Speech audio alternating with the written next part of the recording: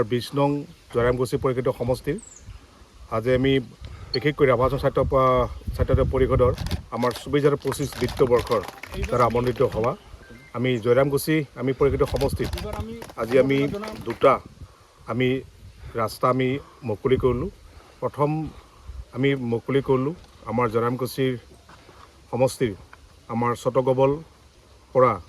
চটগবলৰ পৰা আমি দক্ষিণা মন্দিৰলৈকে যোৱা প্ৰায় 100 মিটাৰ পকী ৰাস্তা আৰু সেইটো প্ৰায় আমাৰ সম্পূৰ্ণ হৈছে। আজি সুন্দৰভাৱে আমি মুকলি কৰিলোঁ আৰু তাৰ লগে লগে দ্বিতীয়টো আমি মুকলি কৰিলোঁ আজি আমাৰ বিশেষকৈ জয়ৰামগুছি আমাৰ মিডিৰবাৰৰ পৰা শ্মশানঘাটলৈকে যোৱা আমাৰ প্ৰায় 225 মিটাৰ প্ৰায় 14 লাখ টকাৰ দ্বাৰা এতিয়া আবণ্টিত হৈছে।